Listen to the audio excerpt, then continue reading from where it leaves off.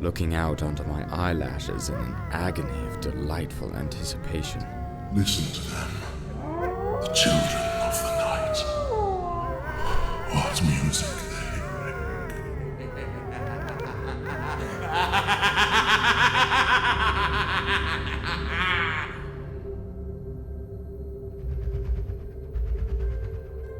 From the D&E Studios, welcome to the sexiest show on the internet, the Dracula Podcast.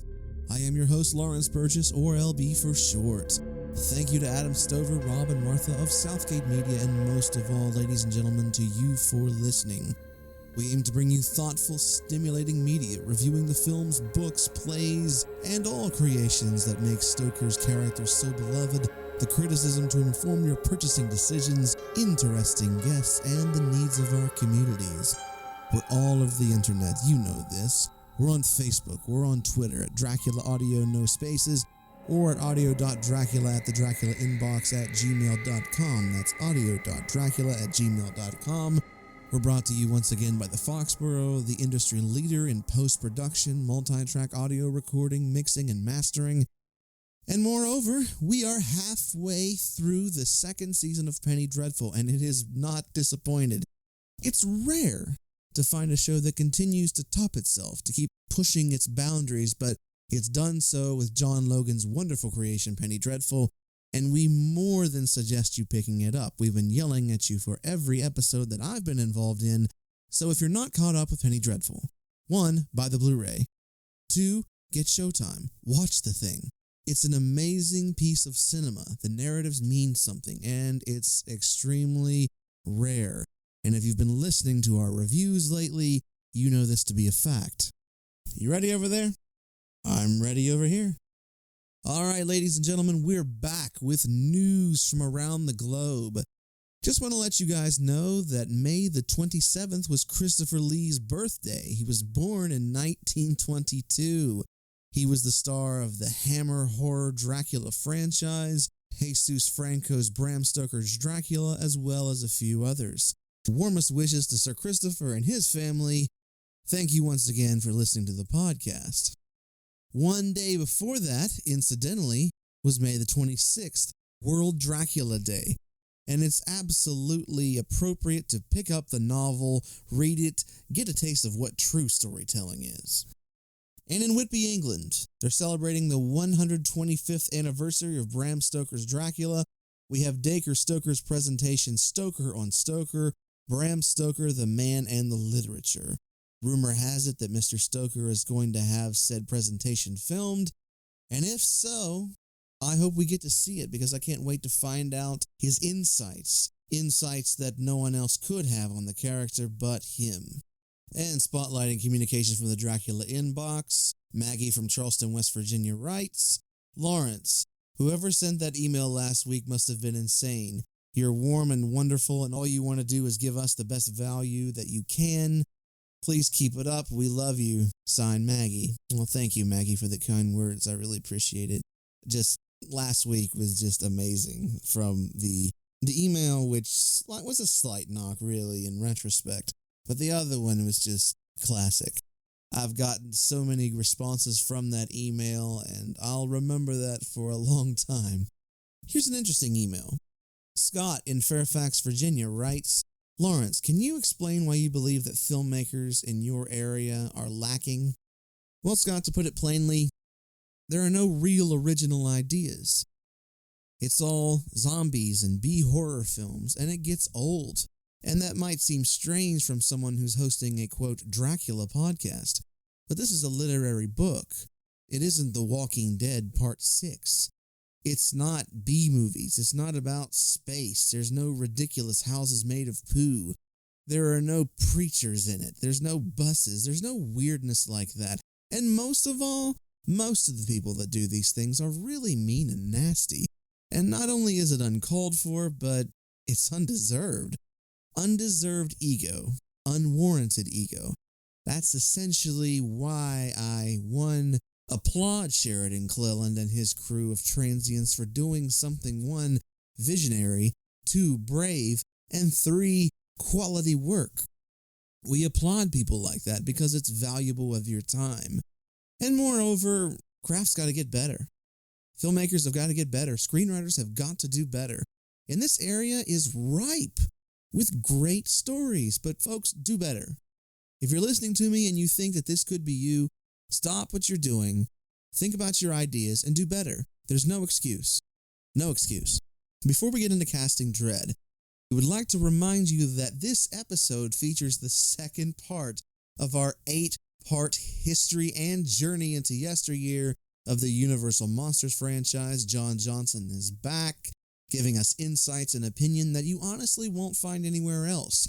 We'll tell you how to consume it, and all of those wonderful things that make the Dracula podcast and John Johnson your two best sources for consuming media. We start today with Dracula 1931, the Spanish version, and we'll continue on from there. Surprises, twists, can't wait for you guys to listen to it.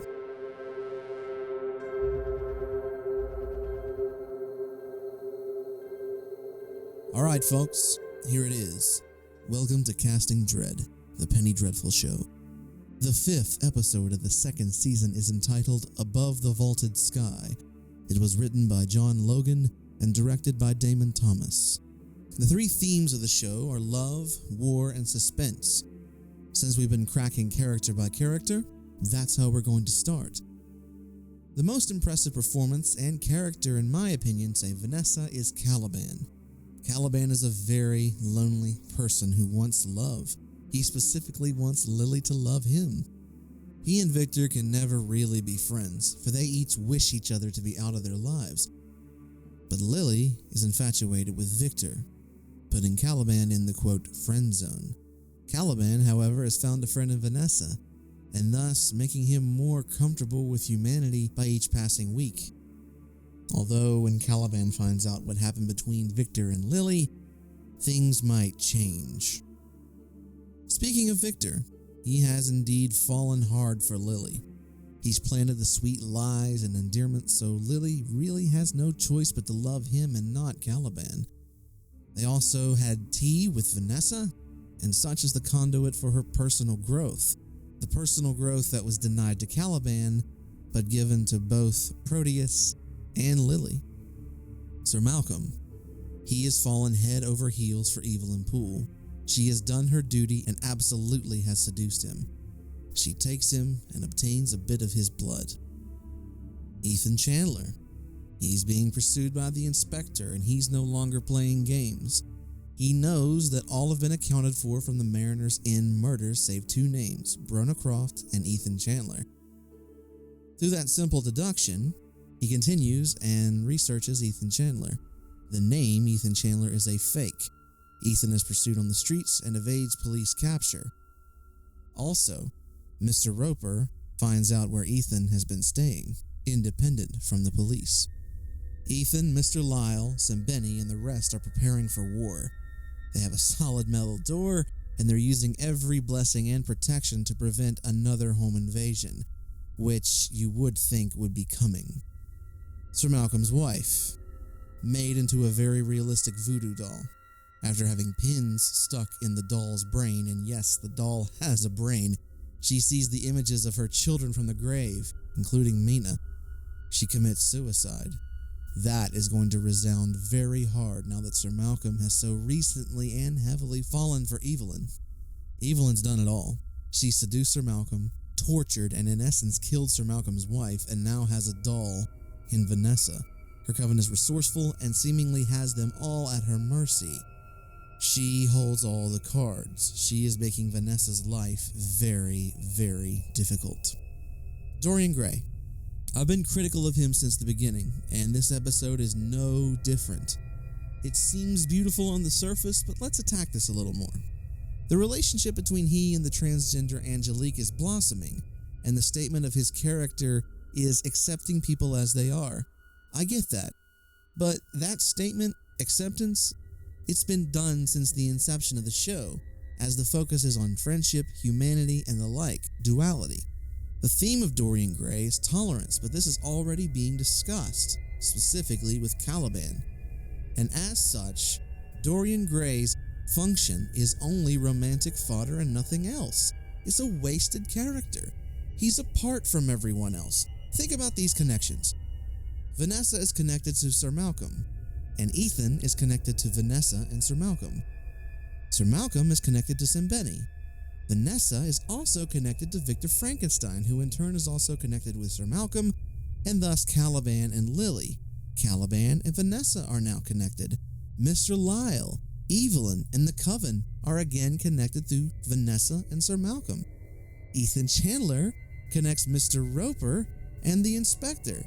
They are all connected and have multiple facets in these relationships except Dorian Gray. Now even more so that he's on his own. It's my one and only criticism with this show.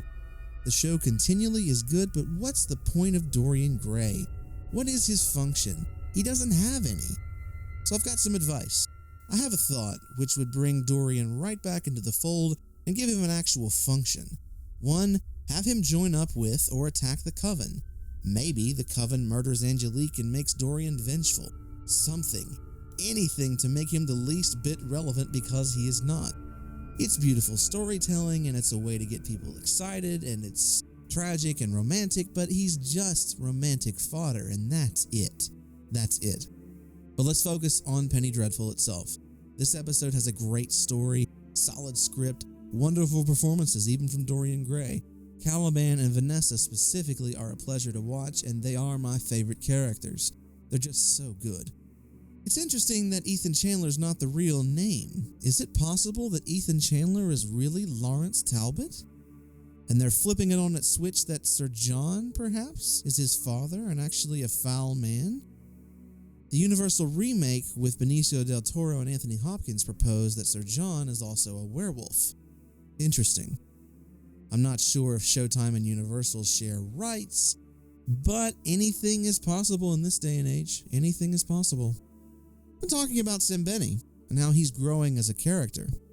It's interesting because the name itself, Sembeni, consists of multiple facets, including service of humanity, an uplifting type of person. The name Sembeni is also the last name of a director of the 2004 film Mulade, or Magical Protection. It addresses the subject of female genital mutilation from Nigeria to Egypt. An awful thing. But the show itself is raw with Egyptian connection, so it's logical to assume that it's been done here. The episode is highly recommended, and next week's episode is Glorious Horrors, the 6th episode of Penny Dreadful, 10 p.m. on Showtime. So we're halfway through the 2nd season. I love it. Minus Dorian Gray, I think it's almost a flawless show. It has its weaknesses sometimes in pacing, but it's so beautiful, especially the stories of Caliban and Vanessa are entrancing. Evelyn Poole is a beast, a force to be reckoned with. So once again, folks, please be sure to consume this show any way you can. Next week's episode, Glorious Horrors, is 10 p.m. Sunday on Showtime. Check that out.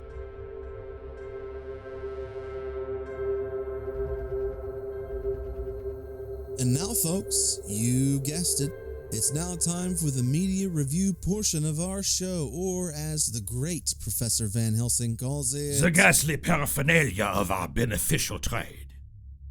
Crack that whip, Abraham. Crack that whip.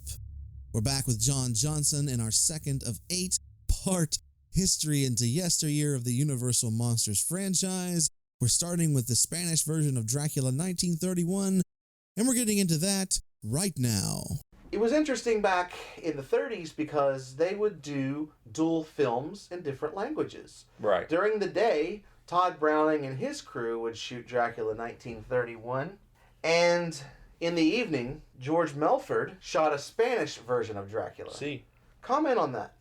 Well, they say that the Spanish version is even better than the English version. I've seen both versions. I don't know. Bela Lugosi is such a polarizing figure in that movie. I didn't find that with the Spanish actor. In 2004, Lupita Tovar did an interview talking about Dracula in the documentary The Road to Dracula. Mm-hmm. And George Melford's intent was, well, we can do it better than what they did during the day. Right. So they did lots of livelier shot movements, and the camera was more dynamic. and Renfield was a bit crazier. And Lupita Tovar, actually, she was the director's paramour, and that was the focus of the show. But the Count himself, I didn't enjoy the performance. Comical. He's comical. The eyes. I mean, he was trying too hard to outdo Lugosi. They were trying too hard to best the previous production. Yeah. Instead of making their own mark, instead of doing their own thing. It's as if they were watching from the sidelines, taking notes, and then they're trying to run up the score, as it were, or win the game. It had its good moments, and there were some camera shots that were very, very well done. However, just like you said, they're overdoing it just to those are just moments. Just moments, exactly. The whole film, honestly, I don't give it the Dracula podcast seal of approval. No. I found it a bit tedious at times. I enjoy the smashing of the mirror, but nah. No, you're right. Yeah. As we continue on, in 1931 was also the beginning of another great franchise in which they adapt Mary Shelley's classic novel. Talk about that. This movie in particular is special to me because of my father. My father was the one that introduced me to this particular movie, and matter of fact, Dad was the one that introduced me to Dracula as well. I've told you about the Renfield laugh that he would do after us being tucked away and into bed and everything. The lights go out. Dad, stop that. He would just laugh at us. He did something similar with this particular character. And the movie, of course, we're talking about is Frankenstein. I love the fact that at the very beginning of the movie, you have a fella coming out to greet the audience and to warn them that no one with a weak heart should.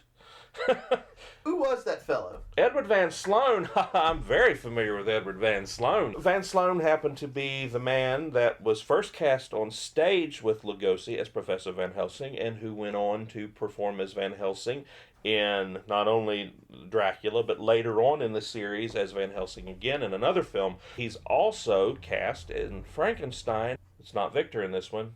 What is it? Henry Frankenstein. It's his mentor. As his mentor in this one. What really strikes me about this film, and I've appreciated it more as I've gotten older and I've watched the thing more times, is James Whale's direction. Fascinating director. Because James Whale was sort of a different type of bird. He understood the quirkiness to make it a little funny, to make it a little sad, to make it a little tragic. So he essentially took the horror genre and threw it in a whole different direction. Yeah. So those are two quality films. I'm sure that you actually give this a seal of approval, but I do too. It's a wonderful film that's grown with me in time. There are wonderful little moments with making the boat out of flowers. Oh, the yes. digging of the graves. Oh, I love my pretty little flower. But I mean, these are beautiful things. Yes, they are. And what I like about this film specifically, and I think perhaps James Whale had read Dracula. Dracula is a book about kindness, friendship, and hope. In a dark way, I believe Whale is painting the brush of little moments of tenderness and kindness and hope. And especially in The Bride of Frankenstein, he expounds on that more. Yes. But I give this a resounding thumbs up just as well. Although I like it less than Dracula, I love it as a film, and I give it the seal of approval. Got to. Oh, absolutely. Well, the performances alone, I mean, this is where we're introduced to Karloff in his element. And it's interesting, too, with the casting and all that. Another side note, Carradine also says that he was one of the choices for Frankenstein as well. And I wonder if later on that wasn't just Carradine spouting off. John Carradine would probably have said he's rumored for Superman. True. Well, he had the best voice in Hollywood. Of course he did. But anyhow, with all due respect to Mr. Carradine, who had an exceptional career over many decades, come on now. I mean, are we telling tales, or did this actually happen? Because there is nothing that exists from the studio in regards to makeup tests or anything else. In regards to the players in that film, Dwight Fry is back, from Renfield and Dracula to Fritz in this one. We have Colin Clive now, who I think really played it up. The It's Alive scene has become, just a... It's part of our culture. Oh, it's legendary, yeah. Even kids born within the past 10 to 15 years know that scene and know it's associated with Frankenstein, just like Bela Lugosi. Yes. It's so interesting that those two movies specifically, they set the standard for two of the greatest figures in media, in The Creature and Count Dracula. Mm-hmm. It's so interesting that so long ago, they set such a resounding mark. We had to wait till 2005 to get the proper version of Batman. Yeah. We got the iconic version, although I don't think it's the definitive version, of Count Dracula and the Monster. Mm-hmm. I agree. And you also see how far the critics were willing to go in Frankenstein, because you have the whole sequence there. You know, it's alive, you know, now I know what it's like to be God is taken out. Horror seems to push the censors quite a bit. Yes. We talked about that with the Hammer franchise. They took it a few steps further with the blood and the nudity, and also They did. with the Karnstein trilogy. They also took that to another limit. That was the second of our 8-part journey into the yesteryear films of the Universal franchise. Tonight we covered the 1931 Spanish version of Dracula, as well as Frankenstein, one of John's favorites. Speaking of favorites, next week is The Mummy. Starting off 1932, you don't want to miss that, as well as another beloved film to my heart. Thank you all for listening. We appreciate you tuning in. This is why we do what we do as well as we do it. It's all because of you. And ladies and gentlemen, most importantly, to you and yours, have an excellent day.